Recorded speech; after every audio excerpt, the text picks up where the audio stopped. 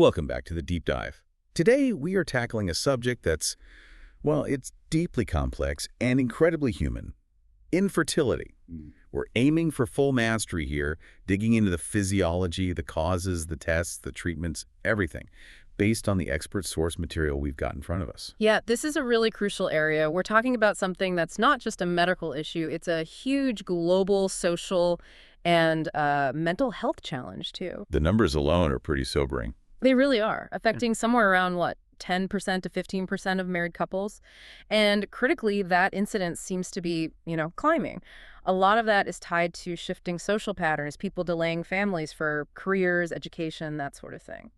And before we even get into the biology, there's a really important social bias we need to tackle head-on, something the source material highlights immediately. Absolutely. We have to get past this outdated idea that infertility is primarily, a female issue. The data is clear. Yes, partners contribute equally. Exactly. In about a third of cases, the male partner is solely responsible. And in another third, both partners have contributing factors. Which means you have to investigate both simultaneously. Right from the start. Concurrent investigation, concurrent treatment.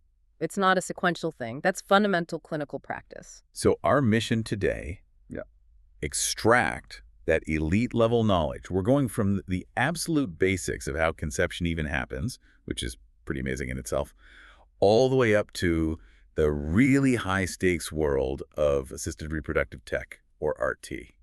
Okay, let's unpack this, starting with the journey itself. The sperm strip is, well, it's like a biological marathon combined with an obstacle course. It's an incredible feat of power and sheer navigation. Fertilization ideally happens way up in the ampulla of the fallopian tube. But getting there is tough.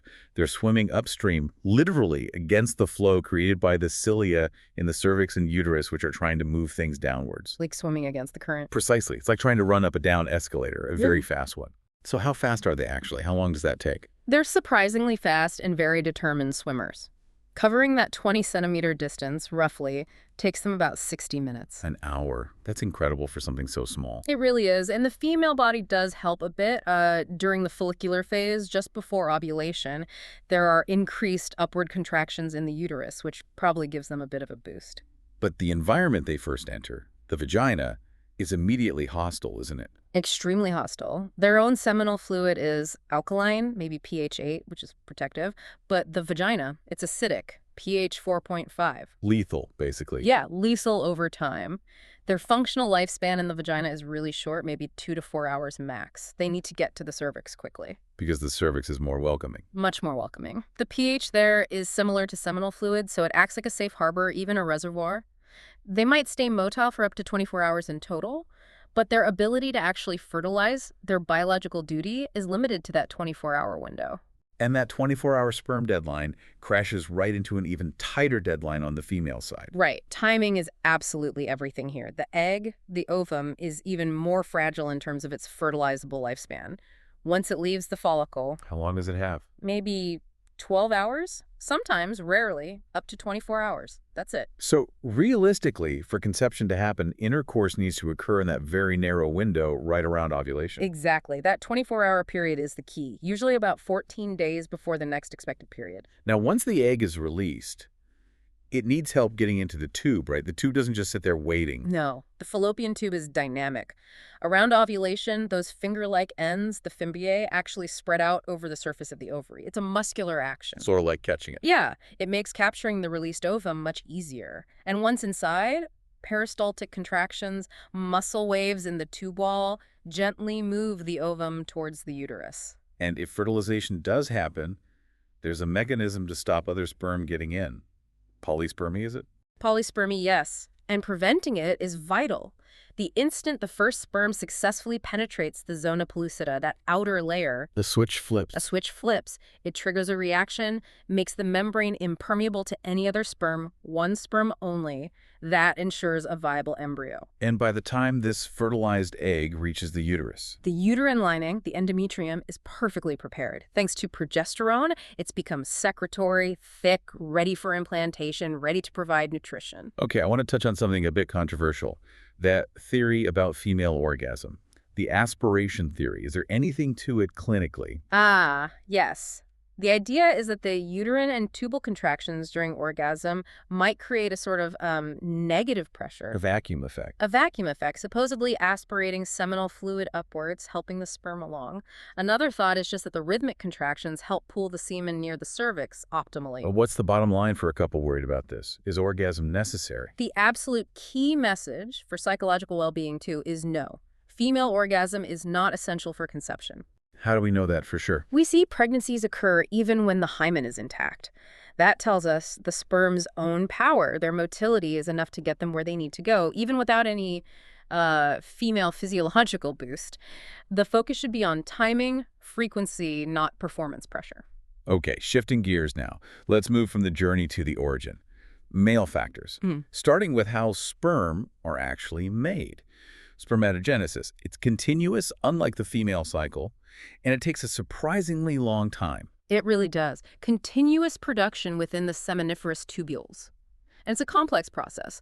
From the initial primordial germ cells all the way to mature spermatozoa, the development phase alone is 72 to 74 days. 74 days. 74 days. And then you have to add the transit time, the journey through the ductal system. So all told, you're looking at roughly 3 months. 3 months from start to finish for a single sperm to be ready. That's clinically huge, isn't it? It's profoundly important for management. It means if a man has a high fever, a serious illness, or starts a new medication. Or even makes positive lifestyle changes. Exactly. You won't see the impact on his semen analysis for about 3 months. There's a lag. It helps manage expectations, Right. And the stages themselves are quite intricate. Very. You start with spermatogonia dividing by mitosis, then they become primary spermatocytes, undergo meiosis the first to become haploid secondary spermatocytes, then meiosis the second to form spermatids, and finally those spermatids transform. They get their tails, their acrosome caps, the DNA condenses into spermatozoa. And the sheer volume is staggering. 200 to 300 million sperm produced every single day. It's a continuous factory. Which requires a different kind of hormonal control than the female pulsatile system. Let's walk through that hypothalamic pituitary testicular axis. Okay. The big difference starts with GnRH, gonadotropin-releasing hormone, from the hypothalamus. In men, it's released fairly continuously, not in those distinct pulses you see in women. And that continuous signal drives LH and FSH release from the pituitary. Correct. LH, luteinizing hormone, primarily targets the Leydig cells in the testes, telling them to produce testosterone. And FSH? FSH, follicle-stimulating hormone, acts on the Sertoli cells. The nurse cells, what's their role? They're crucial support cells. They produce something called androgen-binding protein, ABP. Its job is to bind testosterone and keep levels really high right there inside the tubules, which is essential for spermatogenesis. What else do Sertoli cells do? They also make Müllerian-inhibiting hormone, or MIH, during development, and inhibin B. And it's testosterone and inhibin B that provide the negative feedback. Telling the brain and pituitary to ease off. Exactly. They signal back up to the hypothalamus and pituitary, modulating LH and FSH release to keep the whole continuous production line running smoothly without overdoing it. So the sperm are fully formed in the testes, but they're still not quite ready to fertilize yet, are they? This brings us to capacitation. Right. Capacitation is this final, essential maturation step. It's a physiological change the sperm must undergo. Where does it happen? Usually in the female reproductive tract, specifically the cervical canal. Or it can be induced in the lab in IVF culture medium. But until they're capacitated, they simply can't fertilize an egg. And the cervix is actively involved in this. Very actively. The cervix isn't just a passageway. It provides nutrition, keeps the environment alkaline, it physically filters out abnormal sperm, it stores them, and yes, it triggers capacitation. What physically happens during capacitation that makes fertilization possible? It leads to the acrosome reaction. The acrosome is this cap, like a modified lysosome, over the sperm head packed with enzymes. Capacitation makes the membranes unstable. So the cap breaks down. It breaks down upon contact with the egg's outer layers, releasing those enzymes. Hyaluronidase is a key one, plus other proteases.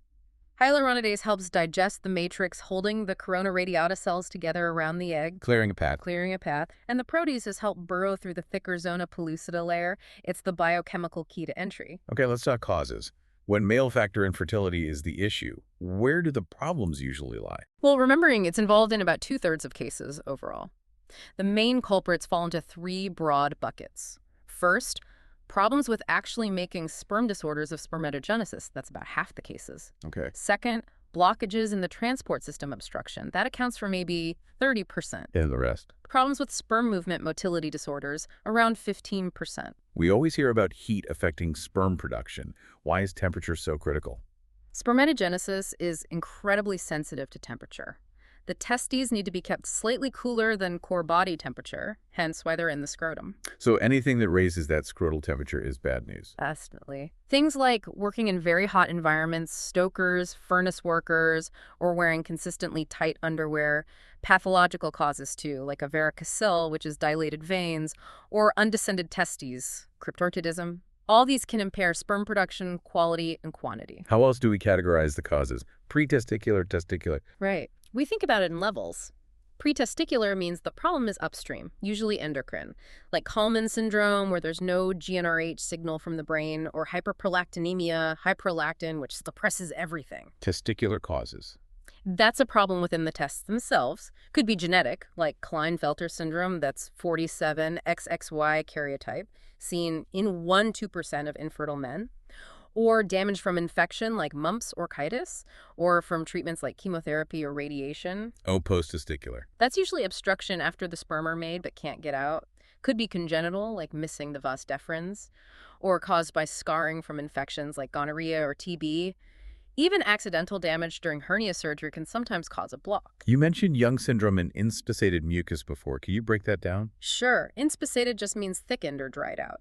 In Young syndrome, which is often linked to chronic lung issues like bronchiectasis, the mucus throughout the body, including in the epididymis, becomes abnormally thick and sticky. Creating a blockage. Exactly. It forms plugs that block the epididymis, leading to obstructive azoospermia, no sperm in the ejaculate because they can't get past the blockage. So the first step in investigating any potential male factor is the semen analysis. What's the gold standard for collection, and what are we looking for according to the WHO 2010 criteria? Collection is key for accurate results. Best method is masturbation, ideally collected near the lab to minimize transport time, and critically, only 3 to 5 days of sexual abstinence. Not longer. People often think longer is better. No, longer abstinence doesn't improve things and can sometimes even decrease motility. The sample needs to be processed within about 2 hours. First thing we look for is liquefaction. It should coagulate, then liquefy within about 30 minutes. Okay, let's tick through those specific WHO 2010 numbers. Listeners aiming for mastery need these. Right. 6 key parameters. 1, volume. Needs to be over 1.5 milliliters. Less than that, hypospermia might mean incomplete collection or maybe retrograde ejaculation or hormonal issues. 2, pH needs to be above 7.2. 3, concentration. This is crucial. More than 15 million sperm per milliliter. 4, total number. The total count in the ejaculate should be over 39 million. 5, motility. At least 32% need to show progressive motility. That means they're actively moving forward, not just twitching. 6, morphology. At least 4% need to have a completely normal shape head, acrosome, mid-piece tail. The criteria are quite strict now. And the terms for when things are abnormal. Acinospermia means 0 sperm found. Oligospermia is low count, and we call it severe if it's under 5 million per ml. Aspinospermia means poor motility. And pteridospermia means poor morphology, too many abnormally shaped sperm. What's the immediate advice if a first test comes back abnormal? Don't panic yet. The first step is always lifestyle review, stop smoking, cut back alcohol, maybe switch to looser underwear, Then repeat the test in about 30 days before making any firm diagnosis or big decisions. Sperm production fluctuates. Okay, so if the basic semen analysis is off, or if it's a aetiospermia, we need to dig deeper. This is where we get really granular. Let's start with a test you mentioned is somewhat obsolete now, the postcoital test, or PCT. What was its purpose historically? The Sims or Hunter's test. Yeah. It's not commonly done anymore. It involved examining the woman's cervical mucus a couple of hours after intercourse, right around ovulation time. What were they looking for? Trying to see if sperm were actually reaching the cervix and surviving there in vivo. A normal result showed, say, 10 to 50 motile sperm per high-power field under the microscope. Its main value, perhaps, was flagging potential anti-sperm antibodies in the mucus. How would antibodies show up? You'd see sperm doing this characteristic shaky or just rotating movement, not progressing. But honestly, with modern semen analysis and RT, we usually bypass the PCT now. If interaction is suspected, we might move towards IUI or IVF. Okay, but crucial in cases of azoospermia finding no sperm is figuring out why. Is it a factory problem or a plumbing problem? Testicular biopsy helps there. Absolutely essential in azoospermia. The biopsy, often just a small tissue sample taken under local anesthetic, directly tells us if sperm production is happening. How do you interpret the results alongside hormone levels? We look at the biopsy and the FSH level. If FSH is really high, the pituitary is shouting at the testes, but they're not responding. That points to primary testicular failure, a production problem, often irreversible. And if FSH is normal? Normal FSH with azoospermia strongly suggests obstruction. The factory is working, but the exit route is blocked. The biopsy tissue isn't just for diagnosis either. You can retrieve sperm. Yes. If we find any viable sperm or even sprenatids during the biopsy, we can retrieve and freeze them immediately for future use with ICSI. It's diagnostic and potentially therapeutic. Which other hormone tests are key indicators? Well, FSH is the big one for distinguishing production versus obstruction. Low FSH suggests a problem higher up in the pituitary or hypothalamus, often treatable. We also check prolactin. Why prolactin? If prolactin is high, over, say, 30 ng/ml, that's hyperprolactinemia. It can suppress the whole system, lower testosterone, cause impotence. It needs treatment, usually with drugs like bromocriptine or cabergoline, and, importantly, requires imaging, like an MRI, to check for a pituitary tumor. And genetics. Crucial, especially in azoospermia. Around 15–20% of men with azoospermia have an underlying chromosomal issue, like Klinefelter syndrome, 47,000 XXY, so karyotyping is pretty much mandatory in those cases. Right, let's move to management, starting with the basics. Lifestyle advice and maybe supplements. You mentioned antioxidants have weak evidence. Why are they still often recommended? That's a fair question. The core lifestyle advice is solid. Timing intercourse correctly, stop smoking, limit alcohol, reduce scrotal heat, loose cotton underwear, avoid hot tubs, maybe consider occupation. That's non-negotiable. But the vitamin E, the lycopene. Yeah, the data for things like vitamin E, lycopene, carnitine improving pregnancy rates is frankly pretty thin, but they're generally low risk, relatively inexpensive, and, well, they give the patient something tangible to do.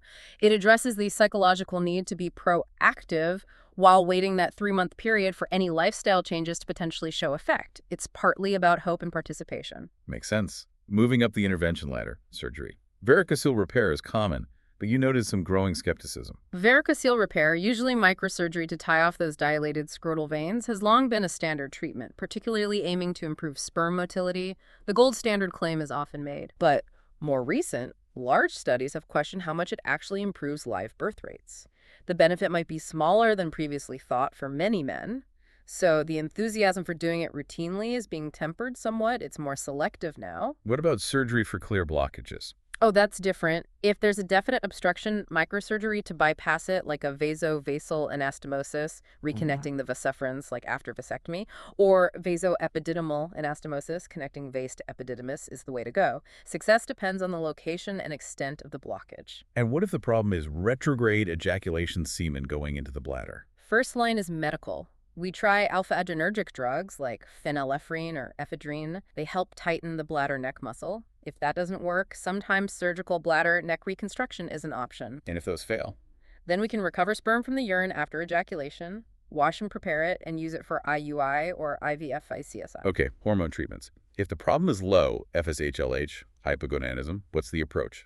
We need to stimulate the testes directly. We use HCG, human chorionic gonadotropin. It acts like LH, typically 3,000 to 5,000 IU, maybe 2 or 3 times a week. This gets the Leydig cells making testosterone again. Often, after a while, we add in FSH as well to directly stimulate the Sertoli cells and kickstart spermatogenesis itself. Why not just give testosterone? Counterintuitive, right. But giving external testosterone actually shuts down the man's own pituitary production of LH and FSH via negative feedback, which stops sperm production.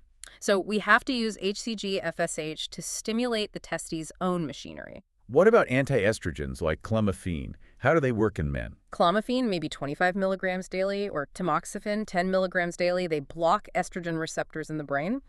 The hypothalamus thinks estrogen is low, so it signals the pituitary to pump out more FSH and LH. Trying to boost testicular function. Exactly. It's sometimes called a rebound effect. We're trying to goose the system to improve sperm production. The effectiveness varies quite a bit, though. Now, immunological issues. Anti-sperm antibodies. Treatment involves steroids, but you flagged a serious risk of vascular necrosis, AVN. Yes. This is a major caution. High-dose, prolonged corticosteroids like prednisone or dexamethasone, which we sometimes use to suppress the immune system against sperm antibodies, Yeah. they can cut off the blood supply to bone. Particularly the hip. Particularly the head of the femur, the ball part of the hip joint. The bone tissue dies, that's AVN. It's incredibly painful and often requires major surgery, even hip replacement. So steroid use needs to be very cautious. Extremely cautious. Short courses, lowest effective dose, reserved for severe cases only, and with full patient awareness of the risk. Cyclosporin A is another immunosuppressant option that also has side effects. Let's touch on IUI intrauterine insemination.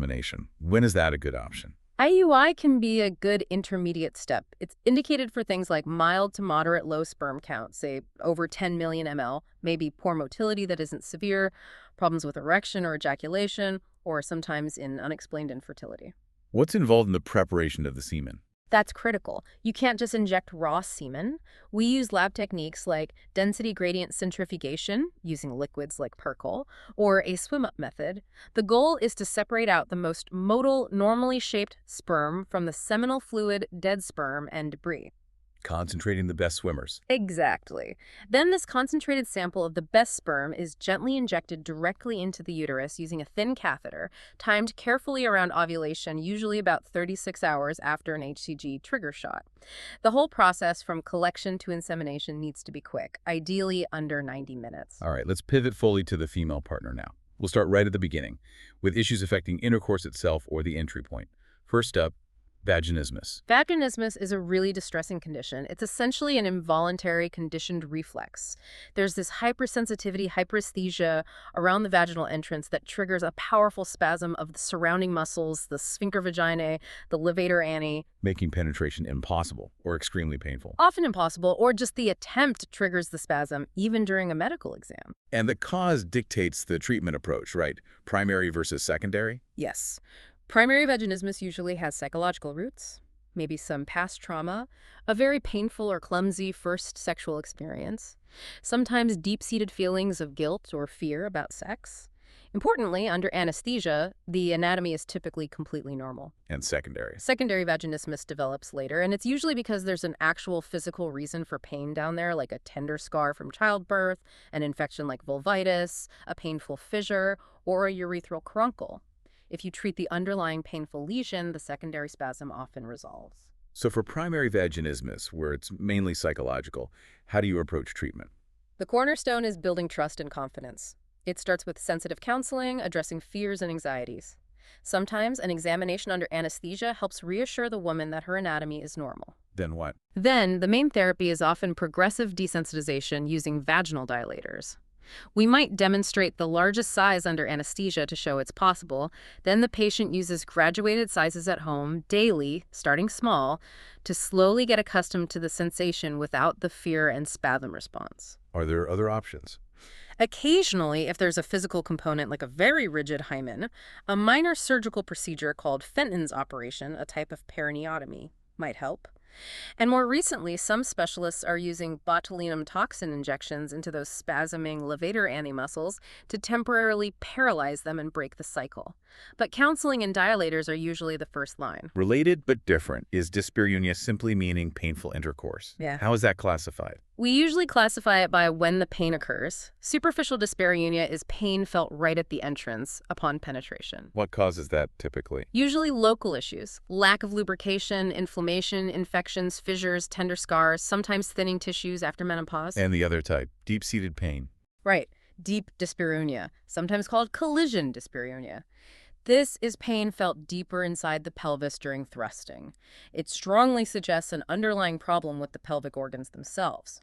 Like what sort of problems? Common culprits are things like chronic pelvic inflammatory disease, PID, which causes adhesions and scarring, tying organs together, or if the uterus is tilted back, retroverted, and fixed there, especially if the ovaries have prolapsed down behind it. Endometriosis, particularly implants in the pouch of Douglas or on the uterosacral ligaments, is a very common cause of deep pain. Adenomyosis too.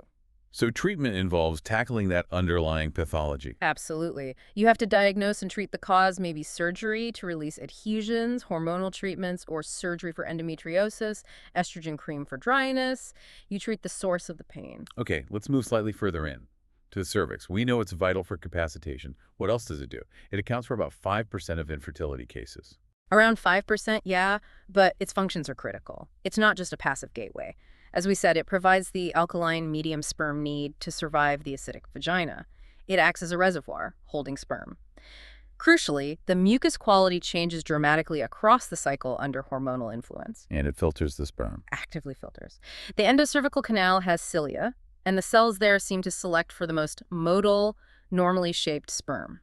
They even engage in phagocytosis, essentially engulfing and removing abnormal or dead sperm. It's a quality control checkpoint. How do we assess cervical function beyond the old postcoital test?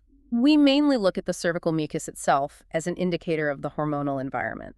The Fern test, when mucus is smeared on a slide, dried, and looked at under a microscope. Under high estrogen around ovulation, it forms a ferning pattern, like frost crystals. And Spinbarkite. Spinbarkite measures the stretchiness or elasticity of the mucus. Again, at ovulation, due to high estrogen, it should be clear, watery, and stretch into a thin thread, maybe up to 10 centimeters long between finger and thumb.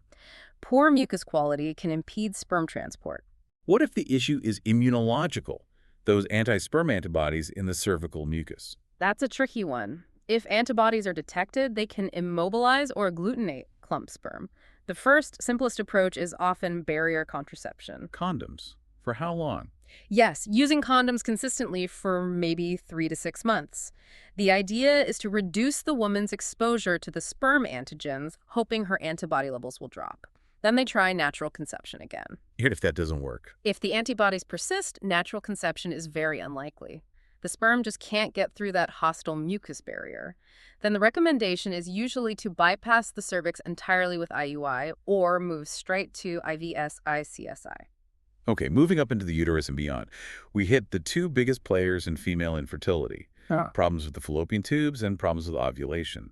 Tubal factors are actually the single most common cause overall. And the main reason for tubal damage is infection leading to scarring, right? Salpingitis. Exactly. Salpingitis, inflammation of the tubes. It's usually caused by infections ascending from the lower genital tract. Like chlamydia or gonorrhea. Those are major culprits, yes. Also infections after childbirth, puerperal sepsis, or after unsafe abortion, septic abortion.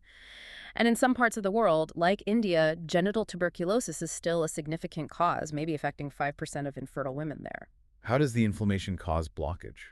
It causes damage and scarring. The delicate folds inside the tube, the pletae, can stick together, blocking the lumen internally. Or adhesions can form on the outside of the tube, kinking it or sealing off the fimbrial end near the ovary. The statistics on PID and blockage are stark. They really are. Just one episode of PID gives you roughly a 12% chance of tubal blockage. If a woman has 3 or more episodes, that risk jumps dramatically to over 50%, maybe 54%. And we have to stress it's not just about whether the tube is open. Patency isn't enough. Absolutely not. A tube can be technically patent dye goes through, but functionally useless. The lining has specialized cells, ciliated cells to propel the egg and sperm, and secretory cells to provide nutrition. And the tube wall itself needs to have coordinated muscular contractions, peristalsis. If those are damaged by infection. If the cilia are destroyed or the muscle is scarred, even an open tube won't support fertilization or transport the embryo to the uterus. Functionality is key. So how do we test tubal patency and function? Starting with a standard X-ray test. The hysterosalpingogram, or HSG, it's usually the first-line test, done in the pre-ovulatory phase of the cycle, of course. How does it work? Radiopaque dye is injected through the cervix into the uterus in tubes, and X-ray images are taken. We watch to see if the dye fills the uterine cavity normally, and, crucially, if it spills out freely from the ends of both tubes into the pelvic cavity. What can it diagnose? It's good for seeing the uterine cavity shape and identifying blockages, especially at the cornua, where tubes join the uterus, or at the distal end. If the dye fills the tube but gets trapped and dilates it, that's a hydrosalpinx. Any downsides or preferences for dye type? Water-soluble dye is generally preferred now over the older oil-soluble contrast. Oil had a slightly higher reported pregnancy rate afterward, maybe flushing effect, but it carries a higher risk of complications like granuloma formation or fat embolism if it gets into vessels. HSG is contraindicated if there's active infection or iodine allergy. If the HSG is abnormal or inconclusive, or if we suspect problems outside the tubes like adhesions, what's next? Then laparoscopy with chromatubation is usually the gold standard. So direct visualization. Yes. A small telescope is inserted through the belly button. The surgeon can directly see the uterus, tubes, and ovaries.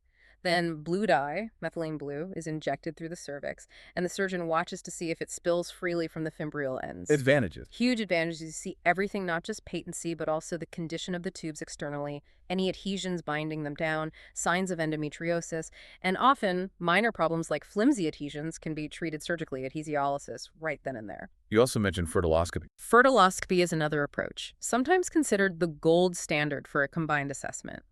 It involves passing a scope through the pouch of Douglas, the space behind the uterus. Transvaginally. Yes, usually transvaginally. It allows excellent views of the back of the uterus, ovaries, and the fimbrial ends of the tubes, often combined with dye testing, hydropelviscopy. It's often done along with hysteroscopy, looking inside the uterus, for a really comprehensive workup, sometimes under local anesthesia. If a blockage is found, can it be fixed surgically? Tuboplasty? Sometimes. Microsurgery or tuboplasty can be attempted, especially for blockages closer to the uterus in the isthmic or cornual region. Success rates vary hugely depending on the site and extent of damage, but might reach 50–60% for certain types of blocks. What about blockages at the uterine end? For proximal blocks, right where the tube meets the uterus, sometimes caused by mucus plugs or spasm rather than dense scar tissue, we can try hysteroscopic techniques.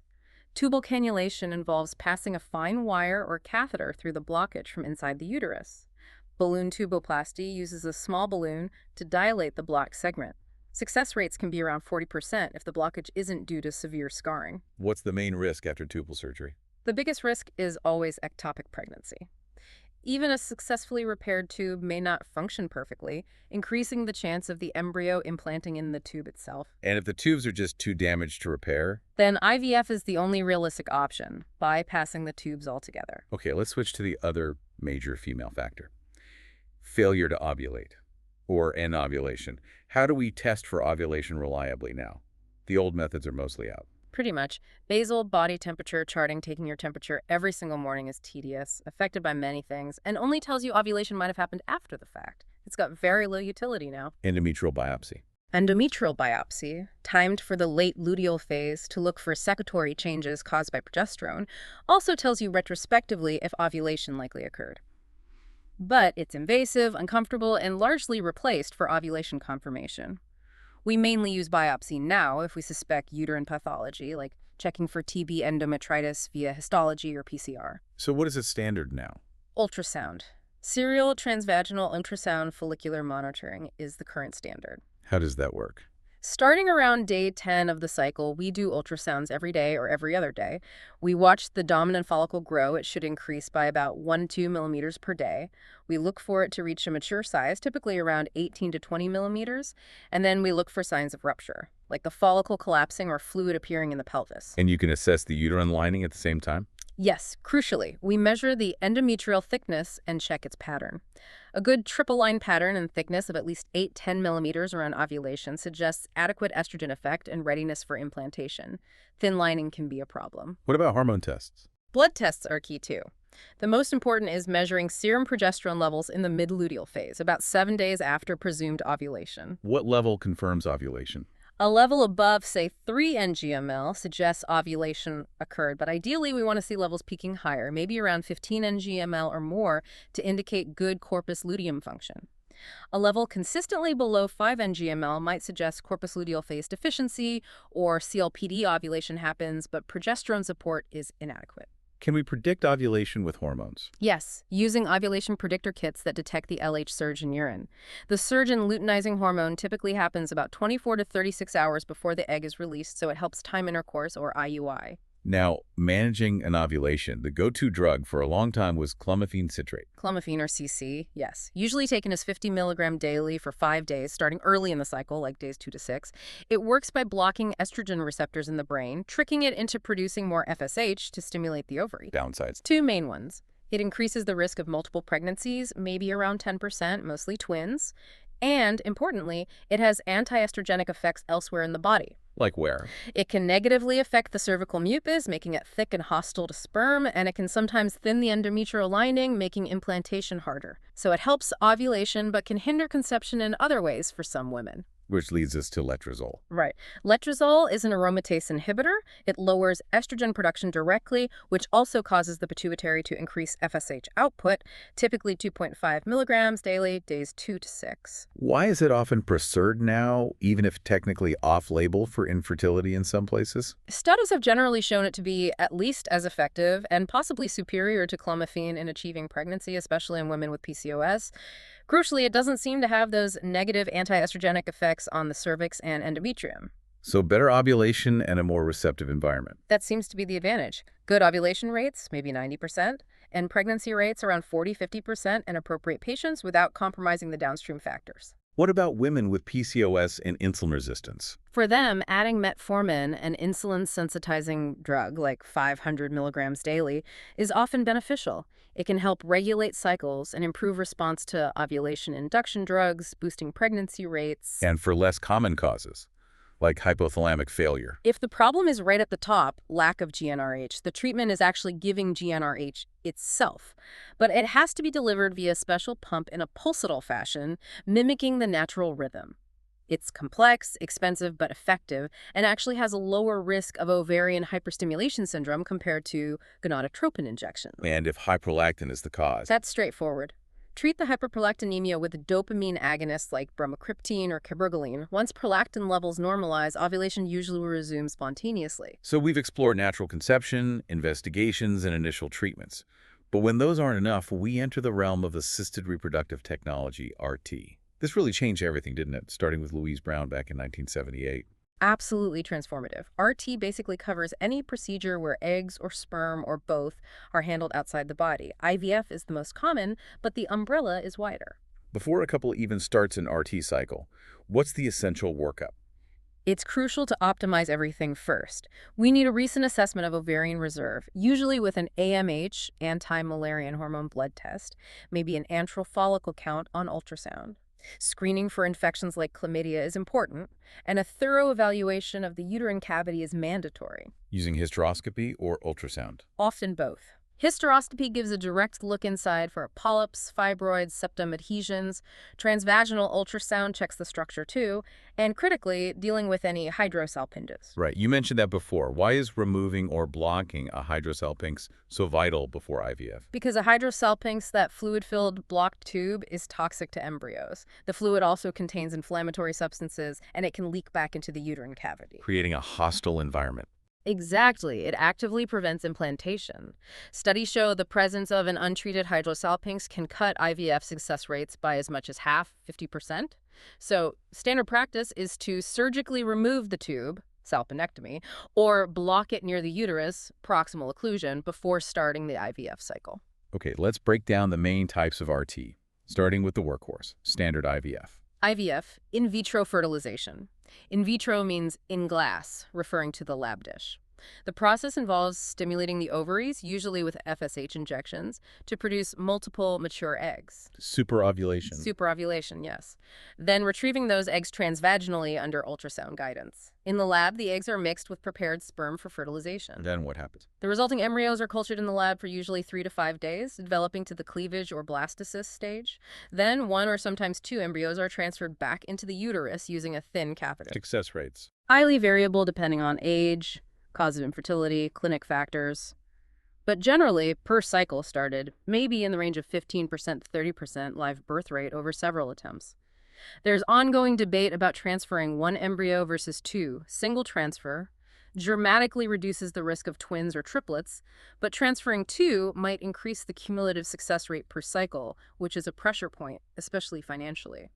Now, if the problem is primarily severe male factor infertility, standard IVF might not work. That's where ICSI comes in. Exactly. ICSI, intracytoplasmic sperm injection, was a massive leap forward for male infertility. What does it involve? It's incredibly precise micromanipulation. Under a powerful microscope, the embryologist selects a single, hopefully normal-looking sperm, immobilizes it, picks it up in a tiny glass needle, and injects it directly into the cytoplasm of the mature egg. Bypassing all the natural barriers to fertilization. Completely. It's the go-to for very low sperm counts, less than 5 million ml, extremely poor motility, terrible morphology, or if fertilization failed in a previous standard IVF cycle. Is it more successful than IVF? For those specific indications, yes. Fertilization rates with ICSI are generally very high, and overall pregnancy rates per cycle are often quoted as being slightly better than standard IVF, maybe in the 30% to 40% range, again, depending on many factors. What about GIFT? Gamete intrafallopian transfer, is that still common? Not so much anymore. GIFT was popular earlier on because fertilization happened in vivo inside the body. How'd it work? Eggs were retrieved as for IVF, but instead of lab fertilization, both the eggs and prepared sperm were immediately loaded into a catheter and transferred, usually laparoscopically, directly into the fallopian tube. Why isn't it used as much now? Main reasons are it requires at least one healthy patent fallopian tube. It's also more invasive than IVF embryo transfer, requiring laparoscopy. And with the high success rates of IVF and ICSI now, GIFT has largely been superseded. Art Kyle also offers the possibility of freezing cryopreservation. What can be frozen? We can freeze embryos very successfully, usually at the blastocyst stage now using vitrification, which is rapid freezing. We can also freeze eggs, oocytes, and sperm. Why freeze? Many reasons. Fertility preservation is a huge one for cancer patients before chemo or radiation, for instance. Also, for couples doing IVF, freezing surplus high-quality embryos allows for future attempts without repeating the ovarian stimulation and retrieval. Freezing eggs gives women options to preserve fertility when younger. Freezing sperm is useful for men about to undergo gonadotoxic treatment or even for logistical reasons like frequent travel. We can't discuss stimulating ovaries for multiple eggs without addressing the most serious risk. Ovarian hyperstimulation syndrome, OHSS. Yes, OHSS is the major iatrogenic complication, meaning caused by the medical treatment itself. It's a potential side effect of the gonadotropin drugs used to stimulate the ovaries. How common is it and how severe can it get? Mild forms with some bloating and discomfort are relatively common. But severe OHSS, while much rarer, is potentially life-threatening. It's graded from mild grade 1 up to critical grade V, involving things like massive fluid shifts, blood clots, kidney failure, respiratory distress. What's actually happening in the body to cause this? The core problem is a massive increase in capillary permeability throughout the body, driven primarily by substances released by the hyperstimulated ovaries, especially VEGF, vascular endothelial growth factor. So blood vessels become leaky. Exactly. Fluid leaks out of the bloodstream into the third space, the abdominal cavity causing ascites, the chest cavity around the lungs, hydrothorax. This leads to dehydration within the blood vessels, hypovolemia, thickening of the blood, hemoconcentration, and potential organ dysfunction. Who is most at risk? Young women, women with polycystic ovary syndrome, PCOS, who tend to overrespond, women with very high estrogen levels during stimulation, say over 3,000 pgml, or those who develop a large number of follicles, like more than 20. It's also more common and severe if pregnancy occurs in that cycle, because the pregnancy hormone HCG prolongs the stimulation. How could it be prevented or managed? Prevention is key. Careful monitoring during stimulation, using lower drug doses if needed. If risk factors are high, the crucial step is often withholding the final HCG trigger shot, which really kicks off severe OHSS. We might use a different trigger, like a GnRH agonist, or even freeze all embryos and transfer them in a later unstimulated cycle. Prophylactic measures? Sometimes giving IV albumin around egg collection or using drugs like cabergoline, a dopamine agonist, can help reduce severity in high-risk patients. And if it develops? Management of established OHSS involves hospitalization for close monitoring, careful intravenous fluid replacement, often using colloids as well as crystalloids, to restore intravascular volume, electrolyte correction, and measures to prevent blood clots. Thromboprophylaxis. Importantly, diuretics are usually avoided as they can worsen the underlying dehydration. And NSAIDs are also generally avoided due to potential effects on kidney function. Lastly, let's touch on that frustrating category, unexplained infertility. About 10% of couples. Roughly 10%, yes. Though that percentage tends to shrink as our diagnostic tools get better, it's really currently unexplained rather than inexplicable.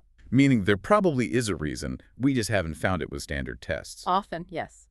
Deeper investigation might reveal subtle issues, maybe mild endometriosis missed on laparoscopy, immunological factors we don't routinely test for, subclinical thyroid problems, or very specific sperm function defects. Like problems with the acrosome reaction. Exactly, or issues with sperm egg binding or fusion that aren't apparent from basic semen analysis but might show up on more advanced tests like computer-assisted semen analysis, CSA, or sperm penetration assays. Is there still hope for natural conception for these couples? There is. Doing nothing, just expectant management or waiting, does result in pregnancy for a portion of these couples, maybe around 20% over time, depending on duration of infertility and age. But if time passes and nothing happens, even after trying empirical treatments like clomiphene or IUI. If exhaustive investigation and treatment attempts, including RT, have failed, then adoption becomes the final positive pathway to building a family for those who desire it. #outro.